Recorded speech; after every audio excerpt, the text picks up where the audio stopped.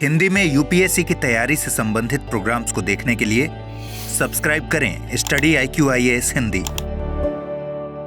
आइए, अमृत उपाध्याय 007 मेरे इंस्टा का पता है और अमृत उपाध्याय 007 ही मेरी टेलीग्राम आईडी का पता है। अमृत उपाध्याय 007 इंस्टा पर जो है, इस पर क्या मिलता है आपको? मैप इन शॉर्ट का इस समय रिवीजन चल रहा है। आप चाहें तो पुराने मैप इन शॉर्ट यहाँ पर देख सकते हैं। और अमृत उपाध्याय 007 जो टेलीग्राम है उस पर इंफॉर्मेशंस, PDF और साथ में क्वेश्चंस वगैरह के प्रैक्टिस चलती है, तो वहां भी आप ज्वाइन कर सकते हैं। सबसे पहले देख लेते हैं प्रधानमंत्री को लेकर क्या क्या चीजें हैं। प्रधानमंत्री को लेकर बाकी सारी चीजें हम पढ़ चुके हैं, लेकिन दो स्कूल ऑफ थॉट्स हैं जिसके बारे में हमें जानना चाहिए। एक स्कूल ऑफ थॉट कहता है कि प्रधानमंत्री फर्स्ट अमंग द इक्वल है। फर्स्ट अमंग द इक्वल का क्या मतलब हुआ? जैसे आप दोस्त मित्र होते हैं बहुत सारे, मान लीजिए 10 दोस्तों का एक ग्रुप है और उस 10 दोस्तों के ग्रुप में एक लीडर टाइप का आदमी है जो निर्देश दे देता है, जिस पर थोड़ी सी डिपेंडेंसी भी दोस्तों की बन जाती है। वो सारी चीजें तय करता है। जैसे कहीं जाना है तो वो तय करता है कि भाई कितनी गाड़ियां जाएंगी, कैसे जाना है, किसको किसको कहाँ व्यवस्था करना है, इसको फोन कर दो वहां होटल हो जाएगा। लेमन एग्जाम्पल है, एक बहुत छोटा सा एग्जाम्पल है। ये सारे दोस्तों में ऐसा नहीं है कि कोई मतलब अलग है, सारे दोस्तों के बराबरी का ही है, लेकिन उसमें भी थोड़ा सा ऊपर है, मतलब फर्स्ट है। यानी अगर ये 10 दोस्त ऐसे खड़े हुए, ठीक है, तो ये जो लीडर टाइप का दोस्त है ना, ये थोड़ा सा आगे खड़ा है। जैसे आप देखते हैं ना कि एक आदमी ऐसे खड़ा है और पीछे बहुत सारे और लोग खड़े हैं। इसका मतलब क्या हुआ? इसका मतलब हुआ कि ये सारे लोग इक्वल हैं, लेकिन एक आदमी फर्स्ट है उसमें, जिस पर रिस्पॉन्सिबिलिटी है, जिस पर जिम्मेदारी है, जिसको हम कहते हैं पॉइंट ऑफ कांटेक्ट, POC। तो एक कोई पॉइंट ऑफ कांटेक्ट होगा ना, एक कोई ऐसे ही डिसीजन लेने वाला होगा। तो फर्स्ट अमंग द इक्वल का जो कॉन्सेप्ट है वो क्या है कि सभी बराबर हैं, उसमें एक व्यक्ति पहला है। ठीक है, यानी लॉर्ड मार्ले ने जो कहा कि समान के बीच प्रथम है, यानी पहला स्कूल ऑफ थॉट क्या कहता है? First among the equal. इसका मतलब क्या हुआ कि सारे मंत्री बराबर हैं।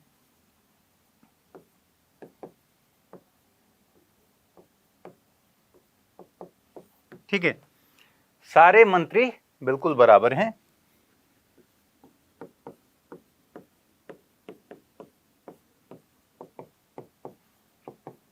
लेकिन इंक्लूडिंग प्रधानमंत्री, प्रधानमंत्री के साथ साथ सारे मंत्री बराबर हैं।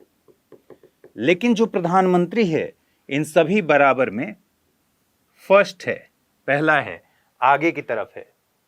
ठीक है, अगर सभी मंत्रियों को ऐसे खड़ा कर दें तो प्रधानमंत्री आगे खड़ा होगा।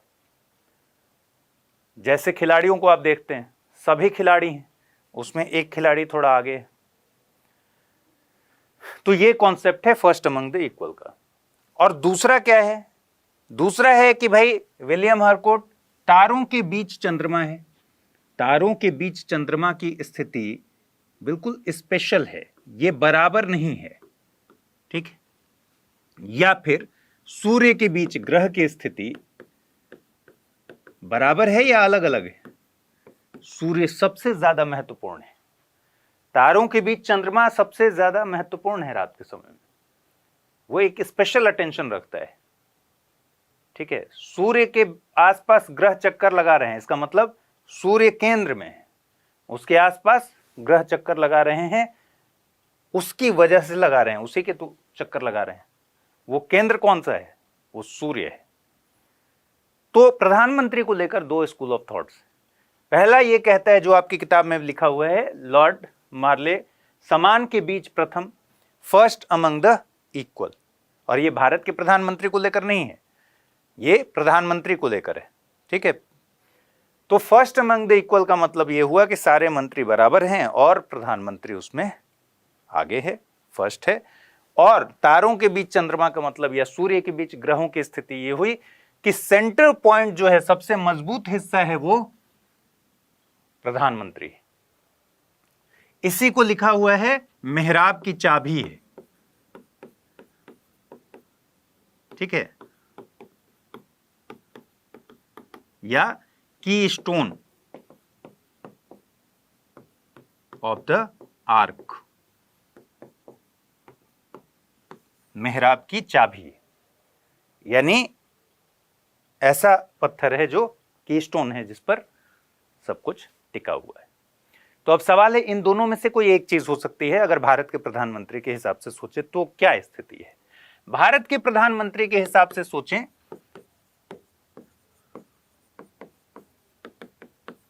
तो भारत के प्रधानमंत्री के पास इस तरह की जवाबदेही है और इतने सारे पावर्स हैं कि रियल पावर तो उसी के पास है। तो सवाल है कि जो चीजें उसको पावर में मिली हुई हैं उससे क्या कंक्लूजन निकलता है और उसकी व्यक्तित्व से क्या कंक्लूजन निकलता है, इससे दोनों के रिजल्ट में थोड़ा थोड़ा अंतर आ सकता है। पहली चीज, भारत का प्रधानमंत्री मंत्रिपरिषद जो कि लोकसभा के प्रति उत्तरदायी होती है, ठीक है, अभी हम देखेंगे सामूहिक उत्तरदायित्व का सिद्धांत। अभी के लिए समझिए कि अगर प्रधानमंत्री इस्तीफा दे दे या प्रधानमंत्री की डेथ हो जाए, उस कंडीशन में क्या होगा? सरकार नहीं रहेगी, एग्जिस्ट नहीं करेगी, लोकसभा भंग हो जाएगी, ठीक है, मंत्रिपरिषद स्वतः भंग हो जाती है। अगर प्रधानमंत्री इस्तीफा दे दे, अगर प्रधानमंत्री की मृत्यु हो जाए तो मंत्रिपरिषद स्वतः भंग हो जाएगी। इस मंत्रिपरिषद को कौन चुनता है? प्रधानमंत्री। प्राइम मिनिस्टर तय करता है कि मंत्रिपरिषद में कौन कौन होगा, पोर्टफोलियो किसका क्या होगा। पोर्टफोलियो का मतलब किसको कौन सा विभाग दिया जाएगा। प्रधानमंत्री मंत्रिपरिषद का चुनाव करता है, प्रधानमंत्री फिर मंत्रिपरिषद के भीतर भी एक और मजबूत संरचना बनाता है जिसको हम कहते हैं कैबिनेट, ठीक है। कैबिनेट में यह तय करना कि कौन कैबिनेट मिनिस्टर होगा, किस कैबिनेट मिनिस्टर को कौन सा डिपार्टमेंट मिला हुआ है, किसी को होम मिला हुआ है, किसी को ऊर्जा मिला हुआ है, किसी को वित्त मिला हुआ है, ठीक है। ये कैबिनेट मिनिस्टर्स कौन होंगे ये प्रधानमंत्री तय करता है। इनफैक्ट इन कैबिनेट मिनिस्टर्स में यह भी स्थिति हो सकती है कि किसी को पोर्टफोलियो ना मिला हो। आपने हमेशा सुना होगा कि कोई कोई व्यक्ति कैबिनेट मिनिस्टर विदाउट पोर्टफोलियो है, उसको कोई पोर्टफोलियो नहीं मिला है, बस कैबिनेट में वो सलाह मशविरा के लिए, उसके सीनियरिटी को देखते हुए। ये भी कौन तय करेगा? कैबिनेट की ताकत तय करेगा प्रधानमंत्री। प्रधानमंत्री राष्ट्रपति को सलाह देता है, यानी मंत्रिपरिषद और भाई मंत्रिपरिषद के ही कामकाज की सलाह देता है ना। मंत्रिपरिषद के ही सरकार के कार्यकलाप का मतलब क्या हुआ? मंत्रिपरिषद के कार्यकलाप के बारे में बताता है, संसूचित करता है, और जो विधान संबंधी प्रपोजल्स हैं, लेजिस्लेटिव प्रपोजल्स हैं, उनके बारे में सूचित करता है। आर्टिकल 78 याद है आपको। तो मंत्रिपरिषद के कामकाज के बीच में, यानी सरकार के कामकाज के बीच में और प्रेसिडेंट के बीच में एक ब्रिज कौन है? पीएम है, प्रधानमंत्री है, ठीक है, क्योंकि उसका दायित्व है इन कार्यों को वहां सूचित करे। इसके अलावा प्राइम मिनिस्टर किसी मंत्री को हटा सकता है। जो लिखा हुआ है कि राष्ट्रपति हटा सकता है, दरअसल वो कौन हटा सकता है? कौन कहेगा हटाने के लिए? भाई सामूहिक उत्तरदायित्व का सिद्धांत जब हम देखेंगे तो देखेंगे कि अगर कोई मंत्री कैबिनेट के फैसले से सहमत नहीं है तो पब्लिक फोरम में उसकी बुराई नहीं कर सकता, उसकी आलोचना नहीं कर सकता। ये उसके सामूहिक उत्तरदायित्व के सिद्धांत में शामिल है कि अगर वो कोई असहमति रखता है तो फिर क्या करना होगा? उसे हट जाना चाहिए मंत्रिपरिषद से।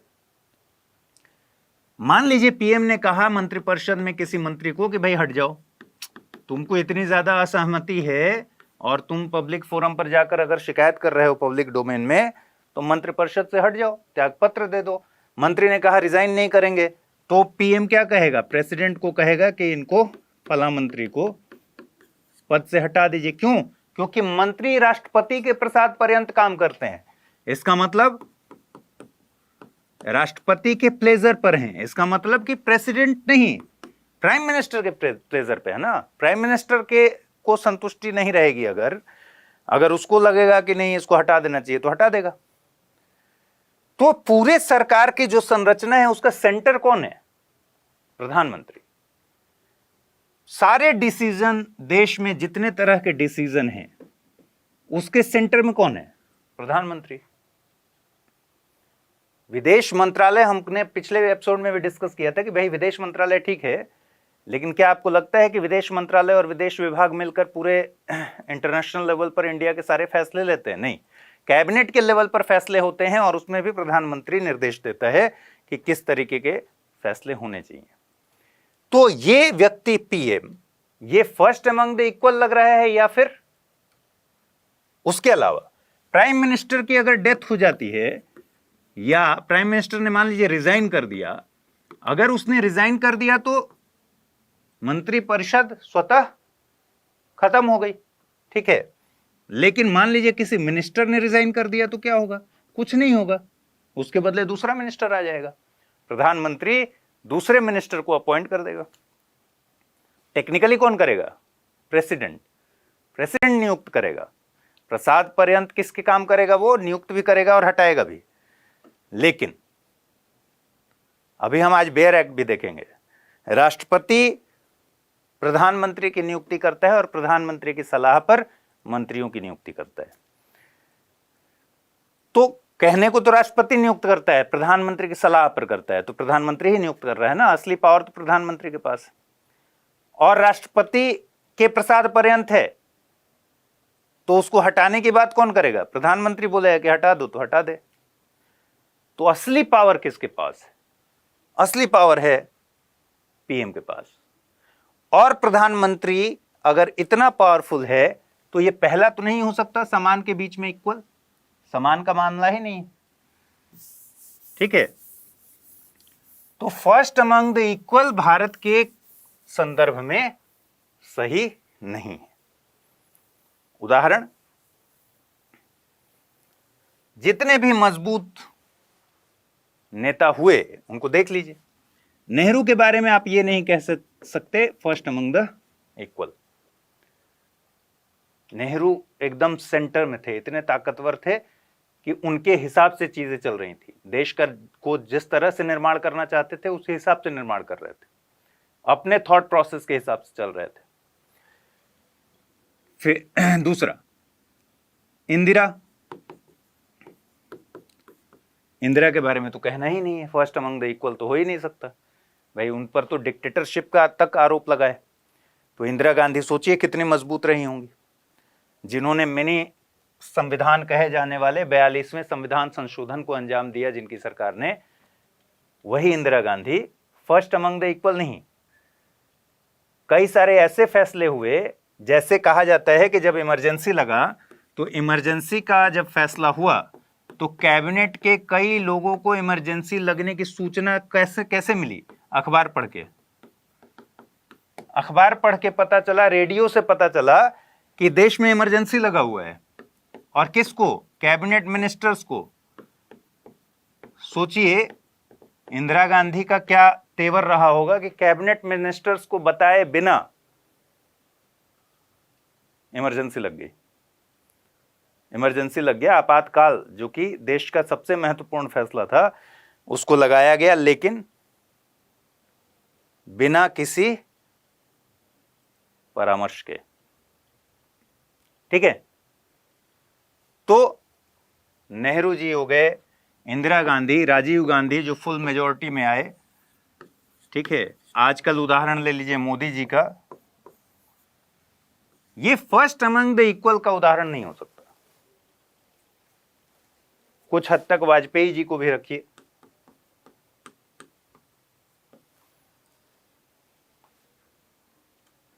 फर्स्ट अमंग द इक्वल की विचारधारा दरअसल जब भी फुल मेजॉरिटी होगी तो बहुत ज्यादा कारगर नहीं होगा। कब कारगर होगा? जब गठबंधन की सरकार होगी, जिसमें भाई एक व्यक्ति प्रधानमंत्री बन गया, 13 दल इसमें और हैं, ठीक है, सबको खुश रखना है, सबको ये एहसास दिलाना होगा कि भाई हम लोग बराबर हैं, बस मैं प्रधानमंत्री हूं और कोई बात नहीं है, हम सारे लोग एक ही हैं।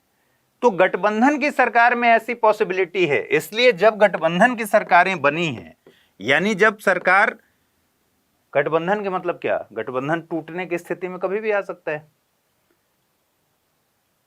तो फिर यहां गठबंधन की सरकार में प्रधानमंत्री दबाव में रहता है। लेकिन जब फुल मेजॉरिटी की गवर्नमेंट है तो फिर प्रधानमंत्री क्यों दबाव में आएगा? तो वो फर्स्ट अमंग द इक्वल यहां प्रैक्टिकली नहीं होता। तो अगर भारत के संदर्भ में बात करें तो फर्स्ट अमंग द इक्वल ना होके ये दूसरा वाला जो स्कूल ऑफ थॉट है इसके ज्यादा नजदीक है। दोस्तों, अगर आप यूपीएससी एस्पिरेंट हैं तो आपके लिए गेम चेंजिंग अपॉर्चुनिटी है स्टडी आईक्यू का नया संपूर्ण बैच। एक कॉम्प्रिहेंसिव प्रोग्राम जिसमें टॉप एडुकेटर्स के साथ 1000+ आवर्स की live classes, personalised mentorship and hand written notes से लेकर पीआरपी, एमआरपी जैसे इंटेंसिव प्रोग्राम्स हैं। प्रीलिम्स और मेंस स्कॉलरशिप के तहत प्रीलिम्स क्लियर करने पर पूरी फीस रिफंड हो जाएगी। टॉप परफॉर्मर्स के लिए हर मंथ 11,000 रुपीज का cash reward. Economically weaker sections के लिए स्पेशल उड़ान स्कॉलरशिप भी है। X secretary Anil Swarup sir खुद गाइड करेंगे आपको इस जर्नी में। स्टडी आईक्यू पर 2 करोड़ इंडियंस का ट्रस्ट है और अब संपूर्ण बैच के साथ आपका यूपीएससी ड्रीम भी होगा अचीव। सिल्वर, गोल्ड या platinum, choose the plan that fits your needs. आपको करना क्या है, स्टडी आईक्यू वेबसाइट पर जाइए, यूपीएससी संपूर्ण बैच पर क्लिक कीजिए and once you click on buy now आप देख सकते हैं डिस्काउंट कोड्स। वहां पर टाइप कीजिए अमृत लाइव एंड आपको मिलेगा सबसे lowest price. And obviously your IAS journey starts here. अब तक हुए प्रधानमंत्रियों की सूची देख लीजिए। जवाहरलाल नेहरू 1947 से लेकर 1964 अब तक का सबसे लंबा कार्यकाल इन्हीं का रहा है।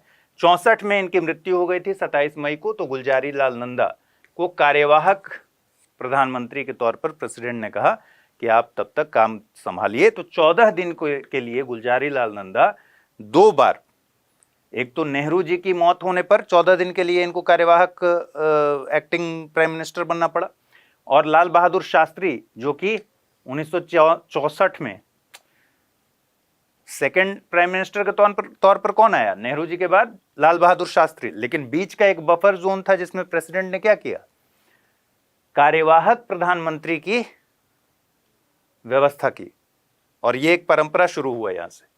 तो गुलजारी लाल नंदा ही दोनों बार बने, जब नेहरू जी भी मरे तब भी और लाल बहादुर शास्त्री की भी मौत हुई तब भी। तो 64 से 66 तक ही लाल बहादुर शास्त्री रहे सेकंड पीएम के तौर पर, और फिर इनकी जब डेथ हुई तो गुलजारी लाल नंदा 14 दिन के लिए फिर से कार्यवाहक प्रधानमंत्री बने। इस बात को याद रखना है। क्रम में देखेंगे तो नेहरू जी, फिर लाल बहादुर शास्त्री और फिर इंदिरा गांधी। प्रधानमंत्री का क्रम ऐसे बनेगा। और कार्यवाहक के तौर पर एक्टिंग पीएम के तौर पर गुलजारी लाल नंदा इस बीच में 2 बार बनेंगे 14-14 दिन के लिए। इंदिरा गांधी 1966 से लेकर 1977 तक। 77 में पहली बार कांग्रेस की सरकार गिरी और गैर कांग्रेसी प्रधानमंत्री हमारे सामने आए। कौन है, मोरारजी देसाई। ठीक है, 1977 से 1979 जनता दल की सरकार, जनता पार्टी की सरकार रही। मोरारजी देसाई को लेकर कंफ्यूजन में नहीं रहना है। मोरारजी देसाई भी कांग्रेस के ही मेंबर थे, लेकिन बाद में ये उस दल से अलग हुए, जनता दल बना और जनता पार्टी की सरकार में मोरारजी देसाई ने 77 का इलेक्शन जीता और पहली बार गैर कांग्रेसी प्रधानमंत्री भारत को हासिल हुआ। इसका मतलब है कि 47 से लेकर और 1977 तक कांग्रेस का ही राज रहा। मोरारजी देसाई के बाद यहां से थोड़ी सी स्टेबिलिटी डमाडोल हुई। 1977 से 1979 तक मोरारजी देसाई रहे, फिर श्री चरण सिंह रहे 1979 से 1980 तक। 80 में फिर से इंदिरा गांधी, आपको दिख नहीं रहा होगा नीचे, 80 में फिर से इंदिरा गांधी की सरकार बनी 84 तक। 31 अक्टूबर 1984 को इंदिरा गांधी की हत्या हुई थी।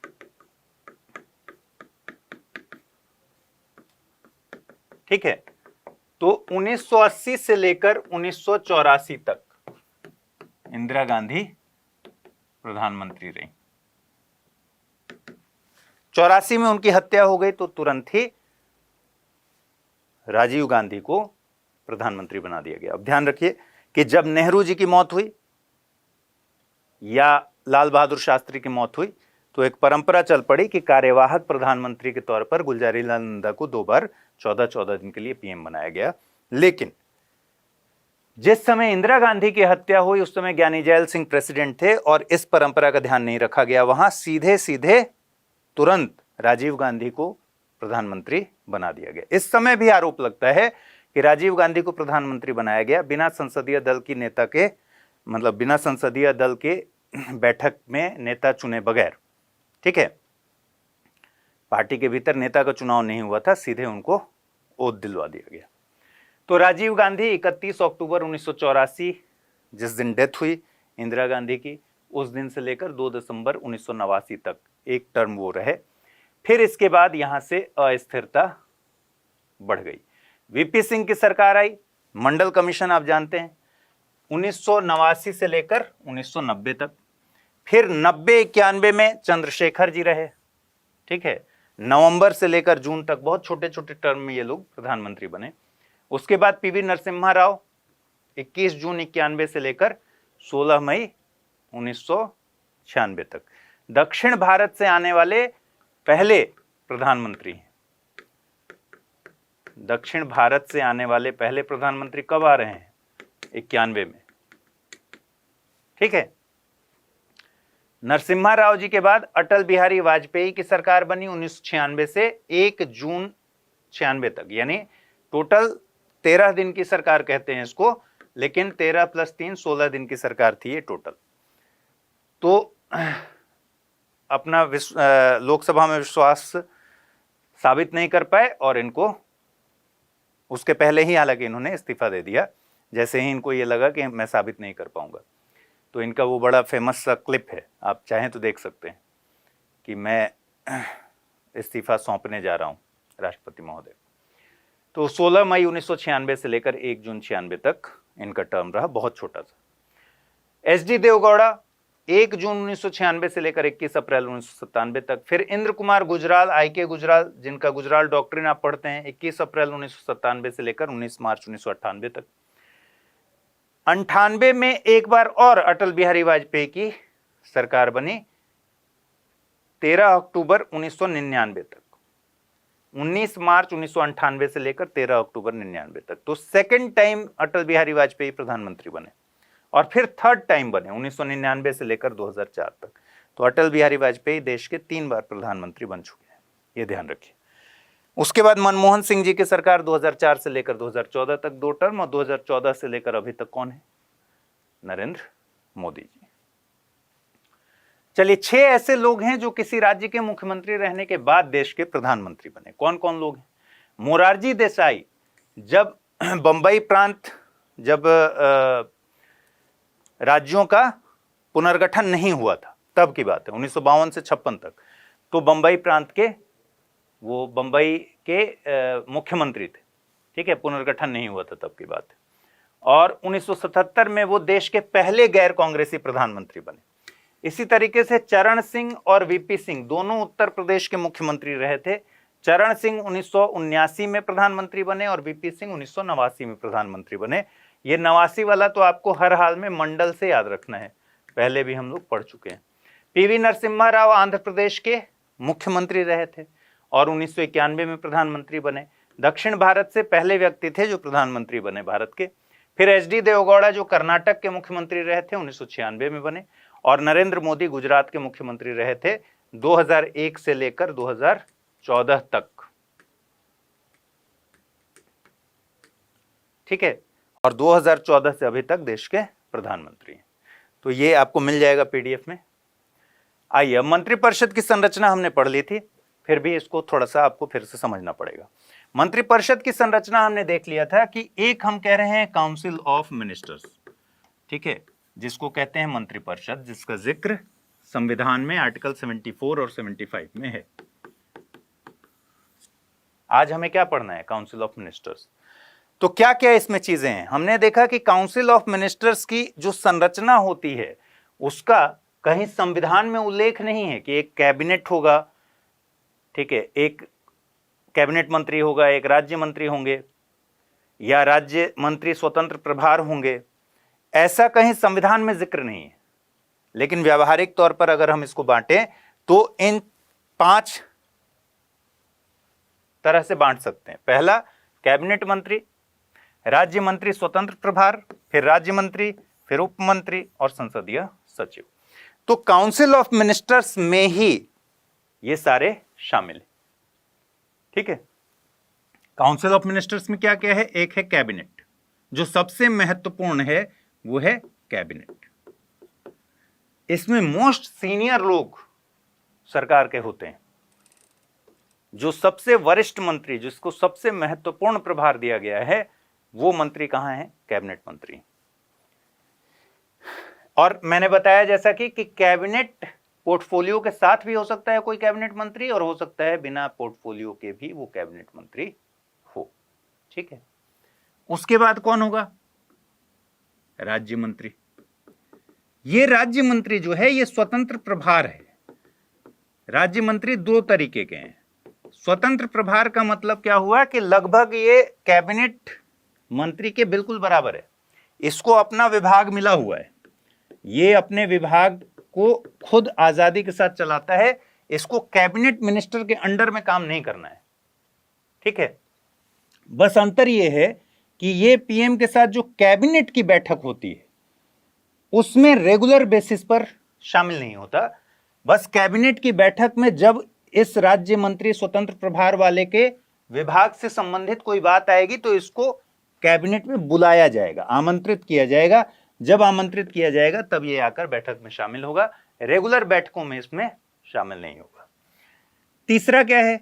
तीसरा है राज्य मंत्री। यहां ध्यान रखिए कि राज्य मंत्री स्वतंत्र प्रभार नहीं है।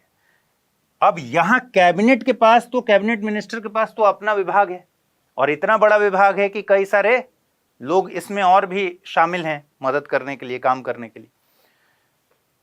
राज्य मंत्री स्वतंत्र प्रभार वाला जो व्यक्ति है ये कैबिनेट मिनिस्टर की तरह ही है, बस अंतर यह है कि कैबिनेट मिनिस्टर की कैबिनेट की बैठक में नहीं जाता, लेकिन ये किसी कैबिनेट मंत्री के अंडर में काम नहीं कर रहा है। इसका अपना स्वतंत्र विभाग है, ये उसको संभाल रहा है। लेकिन जो राज्य मंत्री है इसके पास स्वतंत्र विभाग नहीं है। ठीक है, तो ये क्या कर रहा है? ये कर रहा है इस व्यक्ति से के अंडर में काम, कैबिनेट मिनिस्टर के अंडर में काम कर रहा है। तो राज्य मंत्री स्वतंत्र प्रभार कैबिनेट मिनिस्टर के अंडर में काम नहीं कर रहा है, जबकि राज्य मंत्री कैबिनेट मिनिस्टर के अंडर में काम कर रहा है। ठीक है, किसी ना किसी मिनिस्ट्री के साथ उसको जोड़ दिया गया है, कैबिनेट मिनिस्टर के अंडर में उसको काम करने को मिल रहा है। दोनों में अंतर समझ गए?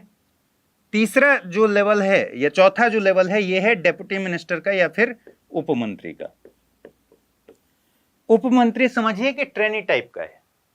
ठीक, कि किसी कैबिनेट मिनिस्ट्री के अंदर में या राज्य मंत्री स्वतंत्र प्रभार वाले किसी मिनिस्टर के अंडर में, उसके विभाग में इसको अटैच कर दिया गया है। तो उपमंत्री और एक है संसदीय सचिव, ये दोनों बहुत ही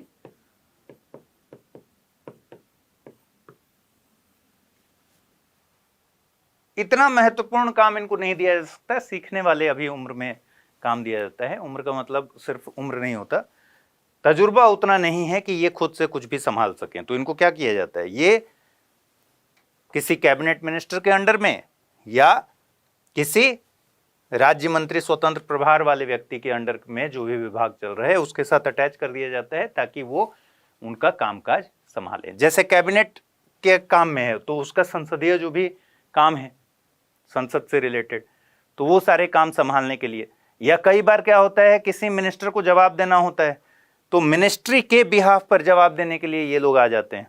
ठीक है, अब उपमंत्री और संसदीय सचिव, संसदीय सचिव 1967 के बाद से अब कोई रवायत नहीं है संसदीय सचिव का। तो बेसिकली अगर आप देखेंगे तो यही 3 आपको दिखेंगे, cabinet ministry, cabinet ministers, state ministers स्वतंत्र प्रभार वाले और स्टेट मिनिस्टर्स। ठीक है, यही 3 स्ट्रक्चर में दिखेगा। उपमंत्री और संसदीय सचिव ये कभी रहा, लेकिन अब उतना प्रचलन में नहीं। ध्यान बस ये रखना है कि संसदीय सचिव अगर कभी पूछ ले पार्लियामेंट्री सेक्रेटरी तो आप कंफ्यूज हो सकते हैं। संसदीय सचिव भी काउंसिल ऑफ मिनिस्टर्स का पार्ट हैं, मंत्री ही हैं, ये बात केवल ध्यान पे रखनी है, इसमें कंफ्यूजन हो सकता है, ये भी मंत्री ही हैं, ठीक है। काउंसिल ऑफ मिनिस्टर में कौन है? ये सारे मंत्री हैं ना। अब काउंसिल ऑफ मिनिस्टर्स की संरचना ये है, मंत्रिपरिषद की संरचना ये है कि इसमें कुछ लोग को मिलाकर कैबिनेट मंत्री हैं, कुछ लोग को मिलाकर राज्य मंत्री हैं, ठीक है, कुछ राज्य मंत्री स्वतंत्र प्रभार वाले हैं, कुछ राज्य मंत्री ऐसे ही हैं बिना स्वतंत्र प्रभार के, और ये जो पहले हुआ करता था अब है नहीं। तो इस तरह से मिलाकर पूरा। अब तुलना करनी है अगर इसकी काउंसिल ऑफ मिनिस्टर्स की कैबिनेट से, केवल कैबिनेट से, तो क्या क्या चीजें हो सकती हैं। देखिए आर्टिकल 74 और 75 सीधे सीधे काउंसिल ऑफ मिनिस्टर का जिक्र करता है, बताता है कि आर्टिकल 74 क्या कहता है। अब बेयर एक्ट देखते चलते हैं ताकि आपको चीजें ज्यादा स्पष्ट हो। आर्टिकल 74 कहता है कि राष्ट्रपति को सलाह देने के लिए एक मंत्रिपरिषद होगी और उसका प्रधान प्रधानमंत्री होगा। तो राष्ट्रपति को सहायता सलाह देने के लिए एक मंत्रिपरिषद होगी, यानी काउंसिल ऑफ मिनिस्टर्स, जिसका प्रधान प्रधानमंत्री होगा, और राष्ट्रपति अपने कृत्यों का प्रयोग करने में ऐसी सलाह के अनुसार कार्य करेगा। परंतु राष्ट्रपति मंत्रिपरिषद से ऐसी सलाह पर साधारणतया या अन्यथा पुनर्विचार करने की अपेक्षा कर सकेगा, और राष्ट्रपति ऐसे पुनर्विचार के पश्चात दी गई सलाह के अनुसार कार्य करेगा।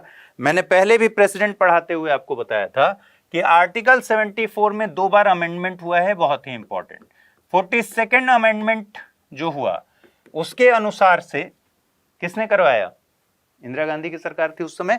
तो 42वां संविधान संशोधन 1976 के अनुसार इसमें लिखवा दिया गया कि राष्ट्रपति इन सलाह के अनुसार कार्य करेगा, उसकी बाध्यता है। तो सलाह के अनुसार कार्य करेगा।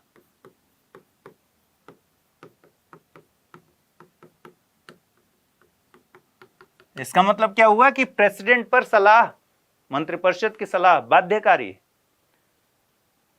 तो 42nd अमेंडमेंट के बाद सलाह के अनुसार कार्य करेगा, ये बाध्यकारी बना दिया गया। लेकिन 44वां संविधान संशोधन जब जनता पार्टी की सरकार आई तो 44वां संविधान संशोधन में इस क्लॉज का लोप नहीं किया गया। कभी क्वेश्चन अगर पूछ दे कि भाई 42वें संविधान संशोधन के हिसाब से राष्ट्रपति को सलाह के अनुसार कार्य करना बाध्यकारी किया गया, और लिख दे अगला स्टेटमेंट कि 44वें संविधान संशोधन के तहत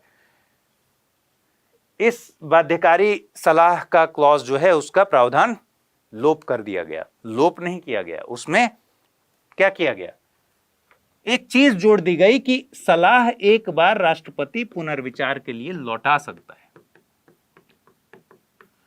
और अगर दोबारा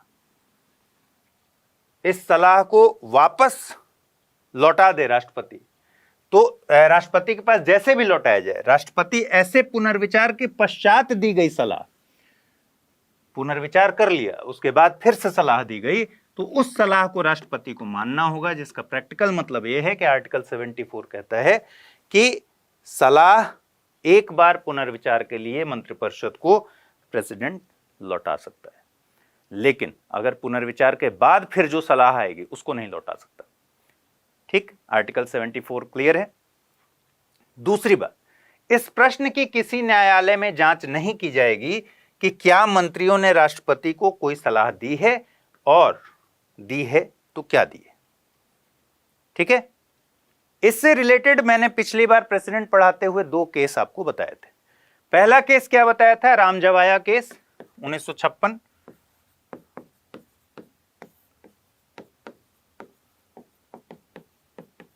जिसमें सुप्रीम कोर्ट से पूछा गया कि क्या ये जो सलाह है ये बाध्यकारी किस्म का है।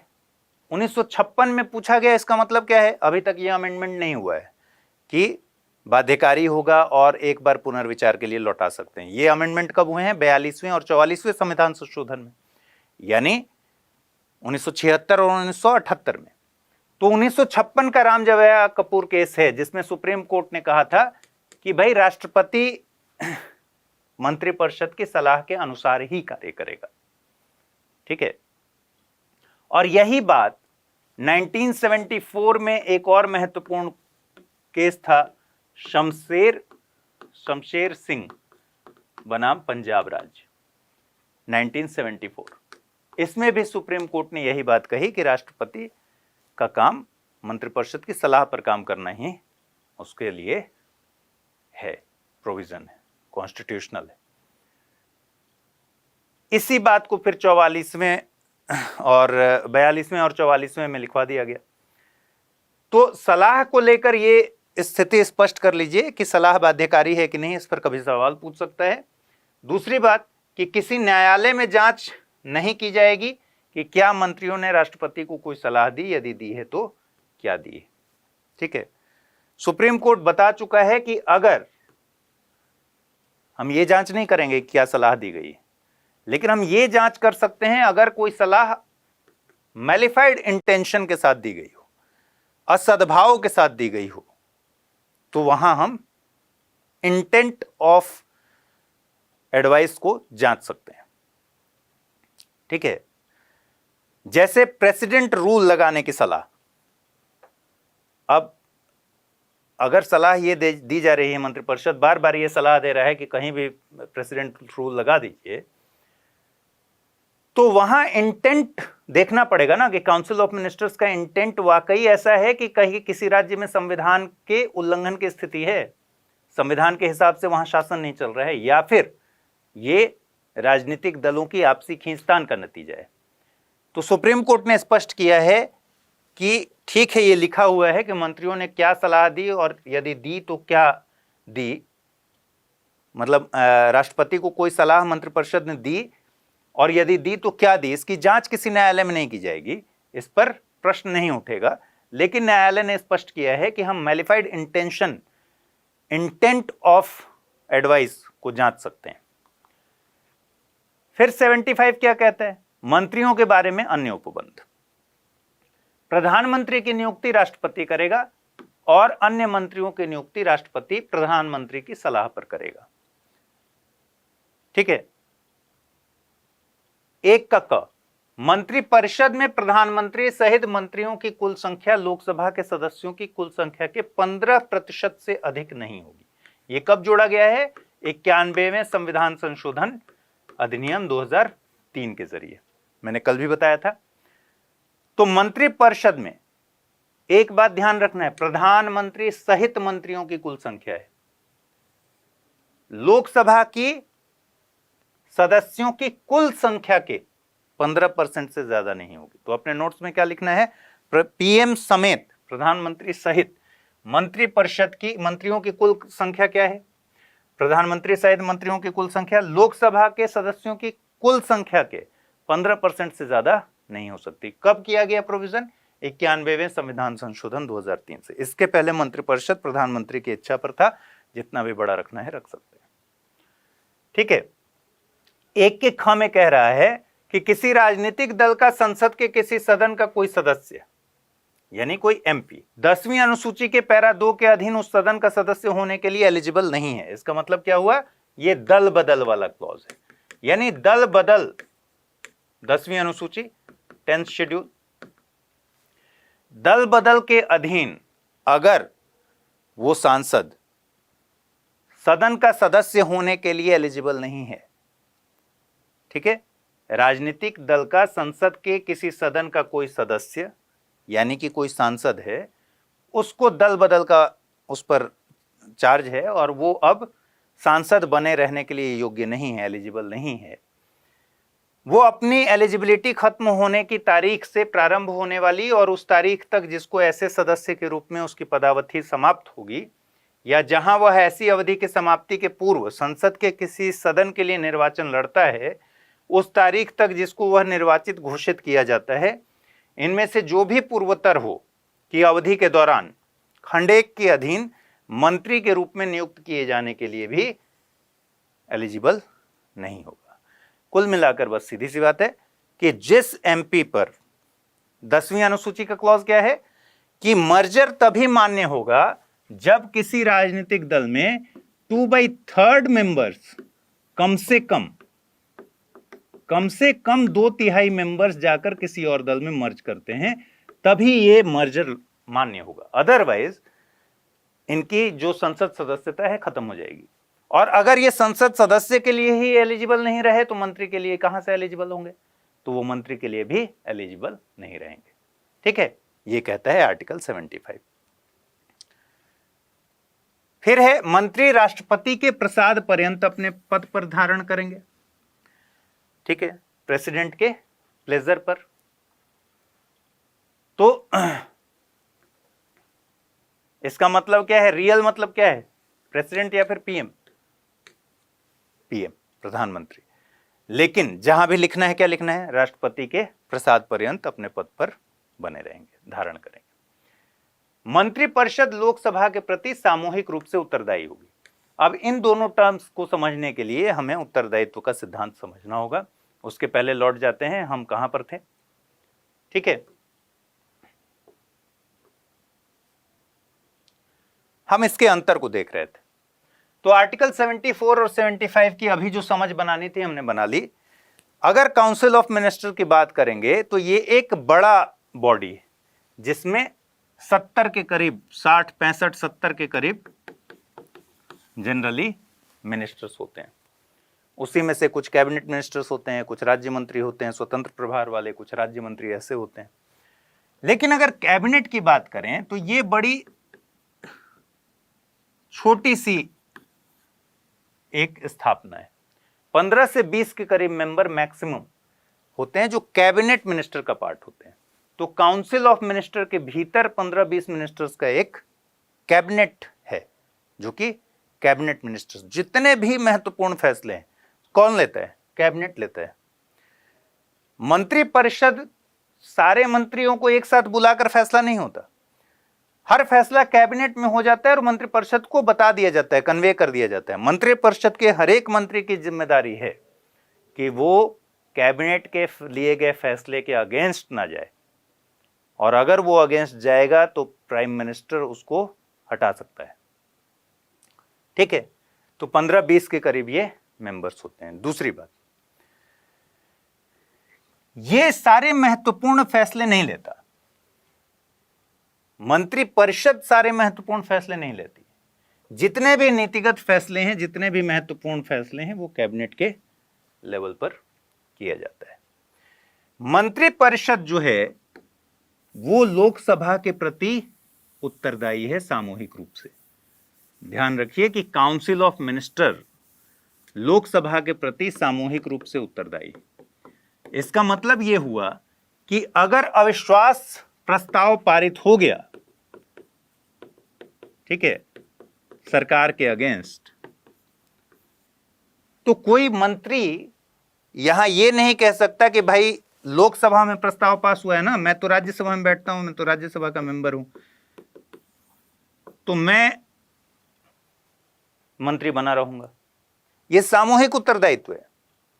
लोकसभा के प्रति मंत्रिपरिषद सामूहिक रूप से उत्तरदायी है। इसका मतलब कल को अगर अविश्वास प्रस्ताव पास हुआ तो पूरे के पूरे मंत्री एक साथ स्टेप डाउन हो जाएंगे, सरकार गिर जाएगी। इसी तरीके से मान लीजिए प्रधानमंत्री ने अपना इस्तीफा दे दिया।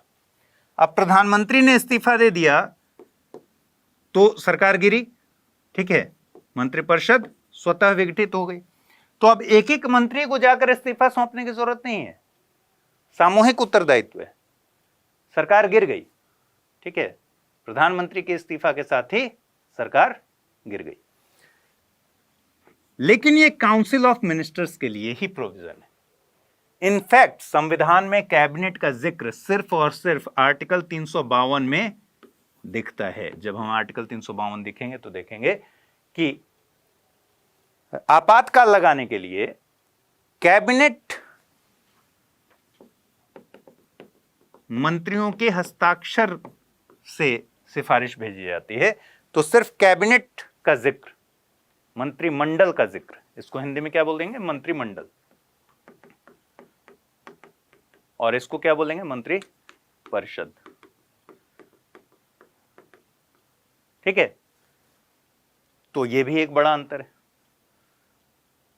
अगर आपसे कहा जाए कि लोकसभा के प्रति मंत्रिमंडल सामूहिक रूप से उत्तरदायी है, तो आपको समझना क्या है, मंत्रिपरिषद, काउंसिल ऑफ मिनिस्टर्स। चलिए, और बाकी जो अंतर है, वो छोटे छोटे जो अंतर हैं वो आपके किताब में दिया हुआ है, उसमें आप समझने में आपको दिक्कत नहीं होगी। अब देखिए, मंत्रियों के उत्तरदायित्व से रिलेटेड हम बार बार बात कर रहे हैं कि भाई आर्टिकल 75 में दिया हुआ है कि सामूहिक उत्तरदायित्व है लोकसभा के प्रति। सामूहिक उत्तरदायित्व का मतलब क्या है? सामूहिक उत्तरदायित्व का दो मतलब है। पहला ये मतलब है कि अगर काउंसिल ऑफ मिनिस्टर्स कोई डिसीजन लेता है, ठीक है, जिसको प्रैक्टिकली अगर देखें तो कैबिनेट अगर कोई डिसीजन लेता है, तो कैबिनेट का डिसीजन किसी एक मंत्री का डिसीजन नहीं है, बल्कि सबका डिसीजन है। कैबिनेट के डिसीजन को काउंसिल ऑफ मिनिस्टर्स में शामिल हर एक मंत्री को हर हाल में मानना है। अगर कोई मतभेद है तो कैबिनेट के भीतर ही बैठकर उसको डिस्कस करना है, या काउंसिल ऑफ मिनिस्टर्स की बैठक में डिस्कस करना है। बहुत तरह के तंत्र बने हुए हैं कि वो अपनी समस्या जाहिर कर सकता है, सुधार की मांग कर सकता है। तो कैबिनेट के भीतर लिया गया डिसीजन या फिर काउंसिल ऑफ मिनिस्टर्स के भीतर लिया गया डिसीजन, ये इससे असहमति करने का अधिकार इसलिए नहीं है क्योंकि ये सामूहिक रूप से लिया गया निर्णय है, ये कलेक्टिव रिस्पॉन्सिबिलिटी है, किसी एक मंत्री का डिसीजन नहीं है। एक अर्थ तो इसका यह हुआ कि कोई भी मंत्री कैबिनेट के इस सामूहिक निर्णय के अगेंस्ट नहीं जा सकता। अगर वो अगेंस्ट जाता है तो प्रधानमंत्री क्या करता है, उसको निकाल सकता है, राष्ट्रपति को बोलेगा उसको टर्मिनेट करने के लिए। एक मतलब ये हो गया। दूसरा मतलब है कि लोकसभा के प्रति कलेक्टिव रिस्पॉन्सिबिलिटी है, यानी मान लीजिए अविश्वास प्रस्ताव पास कर गया सरकार के अगेंस्ट, मान लीजिए धन विधेयक पेश किया गया और पास नहीं हो पाया, या बहुत इंपॉर्टेंट पॉलिसी रिलेटेड बिल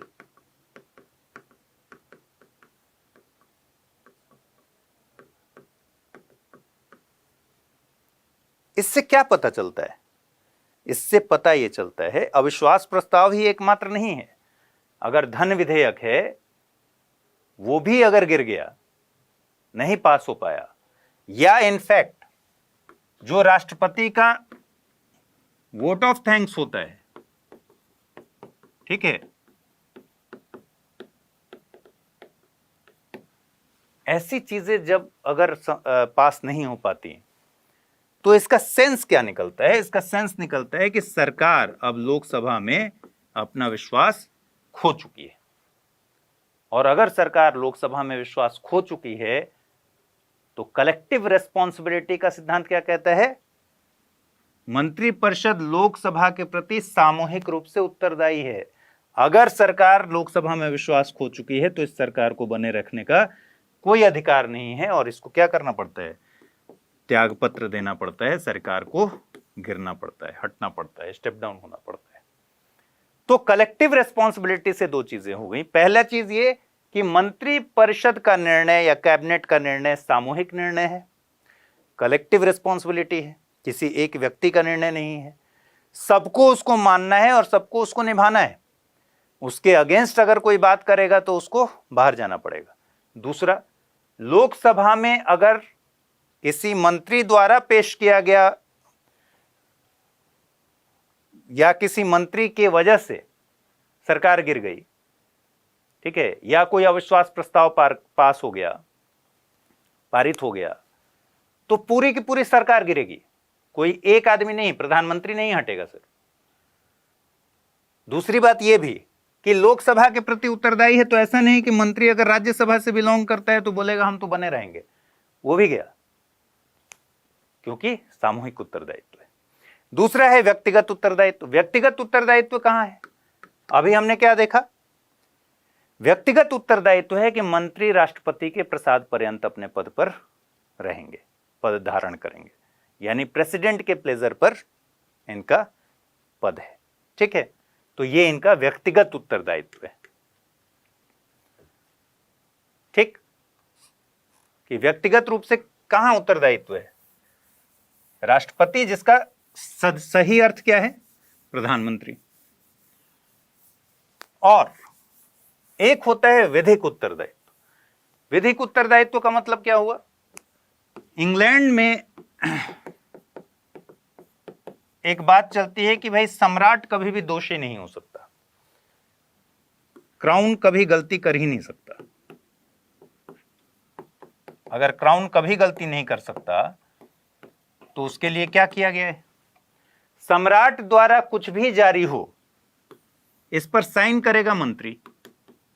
मान लीजिए एक कानून जारी हुआ, सम्राट ने जारी किया, हस्ताक्षरकर्ता कौन है? मिनिस्टर। अब ये कानून अगर संविधान का उल्लंघन कर रहा है तो इसकी जवाबदेही सम्राट पर नहीं आएगी, बल्कि साइन किसने किया है? मंत्री ने। तो इसकी जवाबदेही मंत्री पर आएगी, क्योंकि सम्राट तो कभी गलती कर ही नहीं सकता। तो विधिक उत्तरदायित्व किसके पास है? मंत्री के पास है।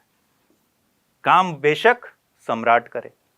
भारत में यह विधिक उत्तरदायित्व मंत्रियों पर नहीं है, क्योंकि आपने देखा है आर्टिकल, कई सारे जो आर्टिकल्स देखे हैं उसमें क्या देखा है कि कार्यपालिका की सारी शक्तियां किसमें निहित हैं? प्रेसिडेंट में। लेकिन राष्ट्रपति खुद या अधीनस्थों के जरिए, मंत्रियों के जरिए नहीं, अपने सबऑर्डिनेट्स के जरिए कार्यपालिका की शक्ति का प्रयोग कर सकता है। दूसरा, राष्ट्रपति द्वारा केवल मंत्रियों के माध्यम से ही कार्य करने की अपेक्षा संविधान नहीं करता। ठीक है, जैसे 77 जब हम देखेंगे तो 77 के दूसरे में देखिए, भारत सरकार की समस्त कार्यपालिका कार्यवाही राष्ट्रपति के नाम से की हुई कही जाएगी। ये सब हम लोग पढ़ चुके हैं पहले। राष्ट्रपति के नाम से किए गए और निष्पादित आदेशों और अन्य लिखतों को ऐसी रीति से ऑथेंटिकेट किया जाएगा जो राष्ट्रपति द्वारा बनाए जाने वाले नियमों में विनिर्दिष्ट की जाए। ठीक है, और इस प्रकार ऑथेंटिकेटेड जो ऑर्डर होगा या इंस्ट्रक्शन होगा, उसकी विधि मान्यता इस आधार पर प्रश्नगत नहीं होगी कि वह राष्ट्रपति द्वारा किया गया या निष्पादित आदेश या फिर इंस्ट्रक्शन नहीं है। क्या कहना चाहता है ये? कि मंत्रियों के द्वारा नहीं, ऐसे नियम बनाए जा सकेंगे, उन नियमों के जरिए ये काम किया जाएगा, ऐसी रीति से ऑथेंटिकेट किया जाएगा जितने भी राष्ट्रपति के नाम से आदेश निकल रहे हैं कि वो नियमों में विनिर्दिष्ट किया जाए, और उसको चैलेंज इस आधार पर नहीं होगा कि भाई राष्ट्रपति द्वारा किया गया या नहीं, कार्य ये आदेश या फिर इंस्ट्रक्शन नहीं है, इस आधार पर चैलेंज नहीं हुआ। इसका मतलब क्या हुआ? इसका मतलब ये हुआ कि राष्ट्रपति केवल मंत्रियों के माध्यम से काम करे, इसकी अपेक्षा नहीं है, बल्कि अधीनस्थों के जरिए काम कर सकता है, खुद काम कर सकता है, और जो रूल्स हैं, रूल्स जो बनाए जाएंगे उसके अधीन काम कर सकता है। विधिक उत्तरदायित्व मंत्री पर नहीं है।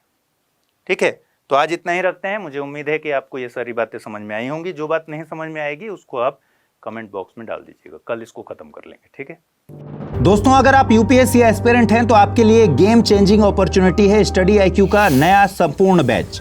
एक कॉम्प्रिहेंसिव प्रोग्राम जिसमें टॉप एडुकेटर्स के साथ 1000+ आवर्स की live classes, personalised mentorship and hand written notes से लेकर पीआरपी, एमआरपी जैसे इंटेंसिव प्रोग्राम्स हैं। प्रीलिम्स और मेंस स्कॉलरशिप के तहत प्रीलिम्स क्लियर करने पर पूरी फीस रिफंड हो जाएगी। टॉप परफॉर्मर्स के लिए हर मंथ 11,000 रुपीज का cash reward. Economically weaker sections के लिए स्पेशल उड़ान स्कॉलरशिप भी है। X secretary Anil Swarup sir खुद गाइड करेंगे आपको इस जर्नी में। स्टडी आईक्यू पर 2 करोड़ इंडियंस का ट्रस्ट है और अब संपूर्ण बैच के साथ आपका यूपीएससी ड्रीम भी होगा अचीव। सिल्वर, गोल्ड या platinum, choose the plan that fits your needs. आपको करना क्या है? स्टडी आईक्यू वेबसाइट पर जाइए, यूपीएससी संपूर्ण बैच पर क्लिक कीजिए and once you click on buy now आप देख सकते हैं डिस्काउंट कोड्स। वहां पर टाइप कीजिए अमृत लाइव एंड आपको मिलेगा सबसे lowest price. And obviously your IAS journey starts here. Hindi में यूपीएससी की तैयारी से संबंधित प्रोग्राम्स को देखने के लिए सब्सक्राइब करें स्टडी IQ IAS हिंदी।